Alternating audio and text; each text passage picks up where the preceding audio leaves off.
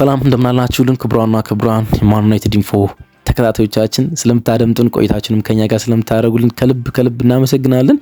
ቀይ ሰይጣኖቹ ወደ ሀገራት ጨዋታ አምርተው ነበር። በመጨረሻው ኢንተርናሽናል ብሬክ በኖቬምበር ከሀገራቸው ጋር ምን አይነት ፐርፎርማንስ ነበራቸው የሚለውን ልንቃይ ነው። እስከ ማርች እስከ መጋቢት ወር ከዚህ በኋላ የሀገራት ጨዋታ አይኖርም። በመጨረሻው የኖቬምበር የኢንተርናሽናል ብሬክ ምን አይነት ፐርፎርማንስ ነበራቸው፣ እነማን በቋሚ አስተላለፍ ውስጥ ተጫወቱ፣ ምን ያህል ደቂቃ ሜዳ ላይ ቆዩ፣ ምንስ አደረጉ፣ ምን ያህል ሬት በጨዋታው ላይ አስመዘገቡ የሚሉትን ጉዳዮች እንዳስሳለን። ሀገራቸው ስለ ዓለም ዋንጫ አለፈች ወይስ የወዳጅነት ጨዋታ ነበራቸው?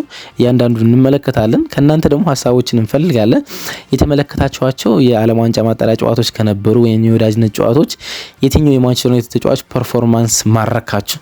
እርግጥ የብሩኖ ፈርናንዴዝ እንደምትሉኝ አልጠራጠርም። ከዛ ውጭና ብሩኖ በማለት ትችላላችሁ ብጽፉልኝ ደስ ይለኛል። የትኛውን በጣም ወደዳችሁት፣ የትኛውን ፐርፎርማንስ አደነቃችሁ ጻፉልኝ። የኛንም እነግራችኋለን ማለት ነው። እስከ ቪዲዮ መጠናቀቅ ድረስ አብራችሁን ቆዩ።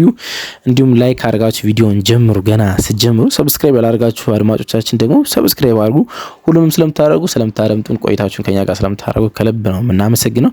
ከመሸጋገሪያ ሙዚቃ በኋላ ማን ዩናይትድ ኢንፎ ወደ እናንተ ይመለሳል።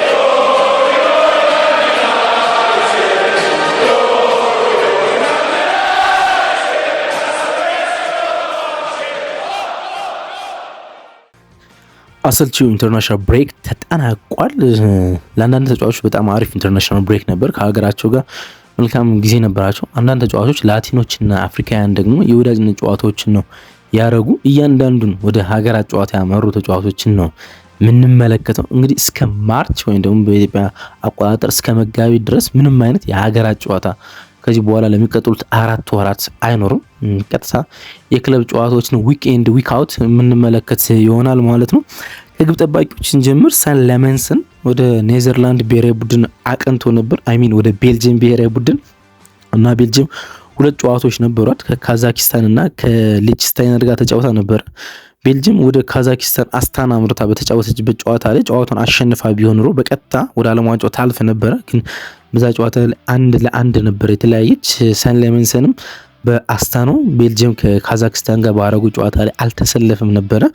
ቤልጅየም በሜዳዋ ሊችስታይነር 7-0 ባሸነፈችበት ጨዋታ ነበር በቋሚ አስተላለፍ ለመጀመሪያ ጊዜ ለሀገሩ የመጀመሪያ ጨዋታው ማድረግ የቻለ ሮዲ ጋርሻ የቤልጂየም ብሔራዊ ቡድን ያሁኑ ትውልድ አሰልጣኝ ደግሞ ለሰለመንሰን ቋሚ አስተላለፍ እድል የሰጡ አሰልጣኝ መሆን ችሏል። እንዳልኳችሁ ቤልጂየም 7-0 ባሸነፈችበት ፓትሪክ ዶርክ በጣም አስደናቂ በነበረበት ምሽት ቤልጂየም ክሊንሺት አስመዝገባ ማሸነፍ ችላለች። ለሱ አስደናቂ ነበር። ቤልጅየም በቀጥታ ማለፍ ችላለች። በመጨረሻ ቢሆን የመጨረሻውን ጨዋታም ጠብቃ ቢሆን በቀጥታ ማለፍ ችላለች። ከግሩፕ 7 18 ፖይንት ይዛ 29 ጎል አስቆጥራ 7 ጎል ተቆጥሮባት ማለፍ ችላለች። ዌልስ ነበረች አብራት የነበረች ወይም ከምድብ ውስጥ ፎካከራንት የነበረች። ዌልስ 16 ነጥብ ብቻ ስለነበራት በፕሌይኦፍ ማለፍ ችላለች ማለት ነው። ከግብ ጠባቂዎቻችን አልተ ባይንደርም ወደ ቱርክ አቅንቶ ነበረ። ቱርክ ከቡልጋሪያ ጋር ቱርክ 2-0 ቡልጋሪያን ባሸነፈችበት ጨዋታ ላይ አልተሰለፈም። ነገር ግን ቱርክ በስፔን ከሲቪያ ጋር በተጫወተችበት እና ከሲቪያ ጋር በገጠመችበትና 2-0 በተሸነፈችበት ጨዋታ ግን ቋሚ ሆኖ ጀምሮ ነበረ። እንዳልኳችሁ ቡልጋሪያን ቱርክ 2-0 ስታሸንፍ አልነበረም። ግን በሲቪያ ከተማ ስፔን ከቱርክ ጋር ባረጉት ጨዋታ ላይ የቡድኑ ግብ ጠባቂ ሆኖ ጀምሮ ነበረ። እንግዲህ 7.5 ሬት ነበረው። 2-0 ተሸንፋለች። ግን በተሸነፈችው ቱርክ ውስጥ በጣም ጥሩ ከነበሩና ከ7 ፖይንት ሬት ካመጡ 2 ተጫዋቾች አንዱ አልተ ባይንደር ነበር። 6 ሴቮች ነበሩት። ስፔን ከዚህም በላይ ጎል እንዳታስቆጥር የሱ ሚና የላቀ ነበረ ማለት ይቻላል። ወደ ተከላካዮቻችን እንምጣ። ከተከላካዮቻችን ሊቻ ወደ አርጀንቲና ስኳድ አቀንቷል። ግን ጨዋታዎችን አላረገም። አርጀንቲኖች ለብሔራዊ ቡድን ስፕሪት ሲሉ በሄዱባቸው አጋጣሚዎች ሁሉ ሊቻን ይዘውት እንደሚሄዱ ይታወቃል። ባለፈውም ይዘውት ሄዶ ነበር። አሁንም እንዲሁ ይዘውት ተጉዘው ነበር ለሁለቱ የወዳጅነት ጨዋታዎቻቸው። ከናስር ማዝራዊን ጀምሮ ወደ አፍሪካ ምድር መጥቶ ነበረ። 2 የወዳጅነት ጨዋታዎችን የሞሮኮ ብሔራዊ ቡድን ማድረግ ችሏል። አንድ ከሞዛምቢክ ጋር እንዲሁም ደግሞ አንድ ከኡጋንዳ ጋር ሁለቱም የሞሮኮ ብሔራዊ ቡድን ማሸነፍ ችሏል። በሁለቱም ጨዋታ ላይ ናስር ማዝራዊ በቋሚ አስተላለፍ ውስጥ ገብቶ ተጫውቷል። ሞሮኮ ሞዛምቢክን 1-0 ስታሸንፍ 82ኛ ደቂቃ ላይ 82 ደቂቃዎችን ያልተጫወተው ተቀይሮ ወጥቷል። እናም ጎል አንድ ጎል ያስቆጠረችው ኢዘዲን ኡናሂ ታውቁታላችሁ፣ የቀድሞ የማርሴይ ተጫዋች ማለት ነው። አሁን ወደ ስፔን ካልተሳሳትኩ ወደ ስፔን ያለ እሱ ጎሉን ሲያስቆጥር አሲስት ያደረገለት ናስር ማዝራዊ ነበረ። ብቸኛውን ጎል አሲስት አድርጓል። በተመሳሳይ በሞሮኮ ራባት ከኡጋንዳ ጋር ጨዋታቸውን አድርገው ነበረ። 4-0 ማሸነፍ ችሏል ኡጋንዳን። በዚህኛውም ጨዋታ አንድ አሲስት ነበረው፣ 8.8 ሬት ነበረው። የጨዋታው ማን ኦፍ ዘ ማች ነበረ። ደግሞም 90 ደቂቃዎችን ወይም ደግሞ ፉል ደቂቃ ተጫውቶ ነው የመጣ። አድካሚ ጊዜ ከነበራቸው ተጫዋቾች አንዱ ናስር ማዝራዊ ነው። ሁለት የወዳጅነት ጨዋታዎችን ቢያደርግም ግን በሁለቱም ጨዋታዎች 82 ደቂቃና 90 ደቂቃዎችን ያህል መጫወት ስለቻለ ማለት ነው። ማቲያስ ዲሊት ወደ ኔዘርላንድ ብሔራዊ ቡድን አቅንቶ ነበረ። ኔዘርላንድ ሁለት ጨዋታዎች ነበሯት። አንደኛው ከፖላንድ ጋር፣ አንደኛው ደግሞ ከሉቲኒያ ጋር ነበረ። ከፖላንድ ጋር ባደረጉት ጨዋታ ላይ አልተሰለፈም። ያ ጨዋታ 1-1 ነበር የተጠናቀቀ። ኔዘርላንድ 1-1 በተጠናቀቀው ጨዋታ ላይ አሸንፋ ቢሆን ኖሮ በቀጥታ ታልፍ ነበር። ግን ሁለተኛው ጨዋታ መጠበቅ ነበረባት ሉቲኒያን እና ሉቲኒያን 4-0 ስታሸንፍ ግን ሜዳ ውስጥ በቋሚ አሰላለፍ ውስጥ ከቨርጂል ቫንዳይክ ጋር የመሃል ተከላካይ የሆኑ 90 ደቂቃ መጫወት ችሏል። ይህኛውን ጨዋታ ማሸነፏንም ተከትሎ ኔዘርላንድ ወደ ዓለም ዋንጫው በቀጥታ ማለፏን አረጋግጣለች። 7.8 ሬት ነበረው። በጣም ጥሩ ነበረ። ማለፏን ያረጋገጠችበት ጨዋታም ነበር። 6 ዱዋሎችን ሞክሮ ነበረ። 8 ዱዋል ሞክሮ ነበረ። ከ8ቱ ዱዋል 6ቱ ኤሪያል ነበረ። 6ቱንም ኤሪያል ማሸነፍ ይችላል። ከሁለት ግራውንድ ዱዋል ደግሞ አንድ ተሸንፎ አንድ አሸንፎ በጠቅላላ ከ8 ዱዋል 7 አሸንፏል። በጨዋታው ላይ በጣም ድንቅ ከነበሩ የኔዘርላንድ ተጫዋቾችና ክሊንሺት ለማስመዝገባቸው እንደ ምክንያት ከሚጠቀሱ ተጫዋቾች አንዱ ማቲያስ ዲሊት እንደሆነ ማንሳት እንችላለን። የተከላካይ ስፍራ ተጫዋቾቻችን ወደ ሀገራት ካመሩ አንዱ ሌኒ ይሮ ነው። ጃክ ፍሌቸር የሚባለው ተጫዋች ለእንግሊዝ ብሔራዊ ቡድን ከእድሜ እርከን በታች ከ21 ዓመት በታች ተሰልፎ ተጫውቷል በ3 ወዳጅነት ጨዋታዎች። ከዛ ቀጥሎ ለእድሜ እርከን ቡድኖች የተጫወተው ሌኒ ይሮ ነው። ከፈረንሳይ ከ21 ዓመት በታች ቡድን ጋር ነው የቆየ። የፈረንሳይ ከ21 ዓመት በታች ብሔራዊ ቡድን በጣም የሚደንቅ ስብስብ ነው። ለማመን ትቸገራላችሁ። ማን እንዳለ ጥቂት ልንገራችሁ፣ ጥቂት ነው ነግራችሁ። ኦጉቹኩ የቀድሞ የቼልሲ የአሁን የበርንሊ አማካኝ፣ ማቲያስ ቴል የቶተንሃም ስፐሩ አጥቂ፣ ጃኩዌታ ኔስ በክረምቱ አርሰናል ላይ ያስፈረሙ ጫፍ ደርሶ የነበረው ተከላካይ፣ አዶበርት የቶተንሃም ስፐሩ የቀኝ መስመር ተከላካይ አጥቂ፣ ማይሎ ፓሪስ ሴን ዠርሜን የፊት መስመር አጥቂ። እነዚህ ሁሉ የፈረንሳይ ከ21 ዓመት በታች ቡድን አባላት ናቸው። የአንዳንድ ብሔራዊ ቡድን የቋሚ በአንዳንድ ሀገራት ውስጥ ቢገኙ በዋናው ሊጫወቱ የሚችሉ ሌኒ ይሮን ጨምሮ ማለት ነው። እንግዲህ ሁለት ጨዋታዎችን ፈረንሳይ ከ21 ዓመት በታች አድርጋለች በተመሳሳይ ካሉ የእድሜ እርከኖች ጋር። አንደኛው ከስዊዘርላንድ ጋር ነው፣ አንደኛው ደግሞ ከፌሮ አይስላንድ ጋር ነው። ከስዊዘርላንድ ጋር በነበረው ጨዋታ 1-1 ተለያይታለች። ፌሮ አይስላንድን ደግሞ 1-0 አሸንፋለች። በሁለቱም ጨዋታ 90 ደቂቃዎች ነው መጫወት የቻለው። ከፌሮ አይስላንድ ጋር ደግሞ ክሊንሺት አስጠብቆ ነው መውጣት የቻለው ሌኒ ይሮ። ሌላው ከተከላካይ ስፍራ ተጫዋቾች እነዚህ ናቸው ወደ ዓለም ዋንጫ የወጡት። ሌሎች ተከላካዮች ለምሳሌ ማጉዬር የእንግሊዝ ብሔራዊ ቡድን ጥሪ አልነበረውም። ሉክ ሾው የእንግሊዝ ብሔራዊ ቡድን ጥሪ አልነበረውም። ሉክ ሾው በእርግጠኝነት ይኖረዋል ተብሎ ይጠበቃል ወደ ዓለም ዋንጫው ሲያመሩ። ወደ አማካኞቻችን እናምራ። ብሩኖ ፈርናንዴዝን እናገኛለን። ወደ ዓለም ዋንጫ ማጣሪያ ከሄዱ ተጫዋቾች በሙሉ በጣም ድንቅ ጊዜ ያሳለፉ ብሩኖ ፈርናንዴዝ ነው። ፖርቱጋል በአየርላንድ በተሸነፈችበት ጨዋታ ላይ በቅጣት አልነበረም የመጀመሪያው ጨዋታና 2-0 በደብሊን አሬና በተሸነፈችበት ጨዋታ እና የመጨረሻውን ጨዋታ መጠበቅ ነበረባት ለማለፍ። ከአርሜኒያ ጋር በስታዲዮ ዶ ድራጎ በፖርቶ ሜዳ ተጫወተች። 9-1 ደግሞ ማሸነፍ ቻለች።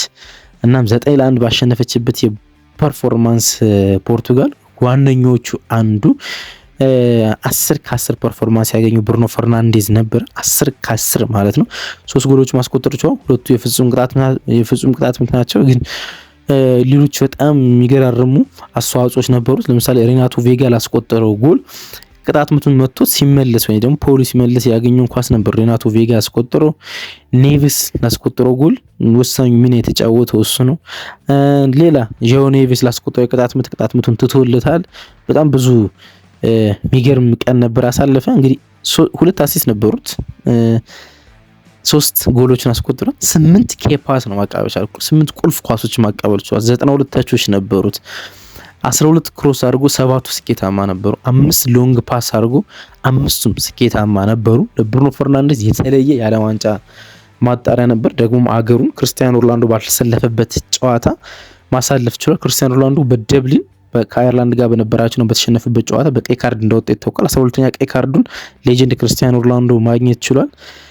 ከና ክርስቲያኖ ሮናልዶ ያልነበረበት ጨዋታ ነበር። ኃላፊነቱ በሙሉ ነበረ ብሩኖ ፈርናንዴዝ እና እንዲሁም ደግሞ የማንቸስተር ሲቲ የአማካኝ ስፍራ ተጫዋች በርናንዶ ሲልቫ ነበር። ሁለቱም ተጫዋቾች የተቀያየሩ አምበል ነበሩ።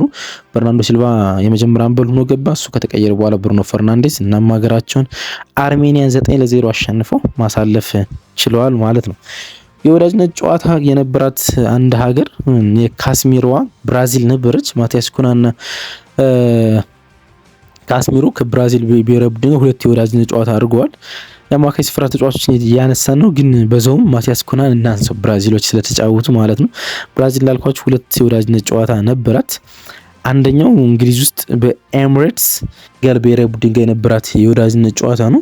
ብራዚል በካርሌቶ የተመራች በካርሎ አንቸሎቲ 2-0 ሴኔጋልን ማሸነፍ ይችላለች።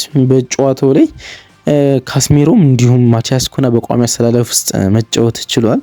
ካርሌቶ ሁለቱን የወዳጅነት ጨዋታ በቀጥታ ለማጫወት እንደሚፈልገው የሚያሳይ ሁኔታ እያል ዋናውን ብሔራዊ ቡድን ነው በቋሚ አሰላለፍ የተጠቀመው። እናም ተመሳሳይ ነበር ከሴኔጋል ጋር የተጫወተበትና እንዲሁም ከቱኒዚያ ጋር የተጫወተበት ጨዋታ በጣም ተመሳሳይ ነው። ብራዚል ሴኔጋልን ስታሸንፍ ጎል ካስቆጠሩ ተጫዋቾች አንደኛው ካስሜሮ ነው። ማን ኦፍ ዘ ማች ነበር። በጨዋታው 90 ደቂቃዎችን ሳይቀየር የተጫወተው። ሌላኛውን ጎል ስቲቫን ያስቆጠረው 7.8 ሬት ነበረው።